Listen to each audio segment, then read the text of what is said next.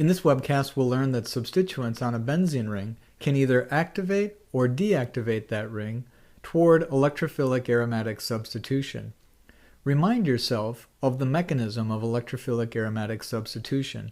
The first step is the association of electrophile with the pi system, and so the pi system is serving as the nucleophile.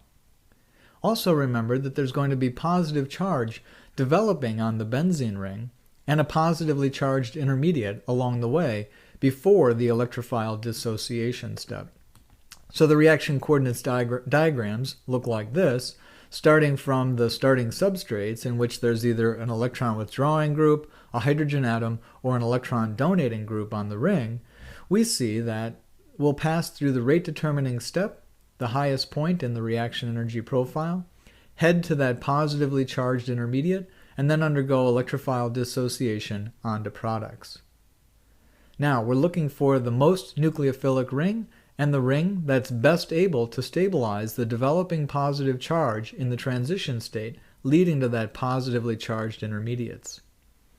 Any substituent that withdraws electron density from the ring is going to make that ring a poorer nucleophile and is going to destabilize that positive charge that's developing in the transition state. This ring is going to be deactivated toward electrophilic aromatic substitution. In contrast, any substituent that donates electron density into the ring is going to make that ring more nucleophilic. It's going to help to stabilize the positive charge that's developing in the transition state and in that intermediate, and it will activate the ring toward electrophilic aromatic substitution. Let's take a look at some actual examples of substituents with electron withdrawing and electron donating groups and the intermediates that appear along this reaction pathway. The carbonyl group of benzaldehyde would be an example of an electron withdrawing group. In the first step of electrophilic aromatic substitution, there's going to be the nucleophilic attack of the pi bond on the electrophile, leading to this positively charged intermediate. We can think about the resonance contributors, and one of those resonance contributors is going to place this positive charge adjacent to this carbonyl group. And remember that the carbonyl group is polarized to be partial plus, partial minus in that direction. And so we have a positive charge adjacent to this partial positive charge of the carbonyl, and that's a destabilizing interaction. Molecules with electron withdrawing groups, like carbonyls, are deactivated towards electrophilic aromatic substitution. What about in the case of this dimethylamino group? In this case, it's an electron donating group, and now we see a very beneficial effect of that substituent in activating the ring toward electrophilic aromatic substitution. In the A sub E step, we generate the positively charged intermediate shown here, and now we can take that pair of electrons and donate it into the ring and create an intermediate that has a complete octet of electrons on every atom. This is a much more stabilized intermediate than the one that we had up here. Because of this, electron donating groups activate the ring toward electrophilic aromatic substitution, while electron withdrawing groups deactivate the ring.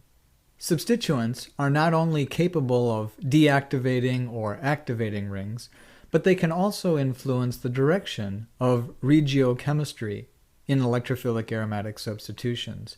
And by that, I mean if X is an electron withdrawing or an electron donating substituent, the incoming electrophile could substitute the hydrogen adjacent to that position. That'll make the ortho substitution. Or that electrophile could enter into the meta position, 2 atoms removed from the substituent, or 3 atoms removed from the substituent, the para position. All activating substituents, the electron donating substituents, and the weakly deactivating halogens are known as ortho-para directors. That is, if X is an electron donating substituent or a halogen, the resulting substitution takes place in the ortho position next to the substituent or in the para position opposite of the substituent. In contrast, electron withdrawing substituents, anything that's more deactivating than a halogen, is a meta director. The reason for these preferences can be explained by considering the molecular orbital diagrams or by looking at the resonance contributors as we did in the previous slide. Let me conclude by giving you a chart which organizes the various substituents according to whether they activate or deactivate rings toward electrophilic aromatic substitution. We're going to use as our standard of comparison the substituent that's a hydrogen atom, and all of the activating substituents, you'll notice, have a pair of electrons on the substituent that can be donated into the ring and activated until we get down to the weakly activating groups shown here. These are all ortho-para directors. Based on that same standard of comparison, anything that's below the hydrogen atom is a deactivating substituent because it's electron withdrawing. These not only deactivate the ring toward electrophilic aromatic substitution, but these are all meta-directors as well once we get below the halogens. In this webcast, we learned that substituents on a benzene ring could either activate or deactivate the ring toward electrophilic aromatic substitution. We also saw how these substituents could direct the incoming electrophile to particular sites within the ring, either the meta position or the ortho and para positions. The kinds of concepts that we used to understand these reactivity trends can also be applied to other substitution pathways like the nucleophilic aromatic substitution pathway.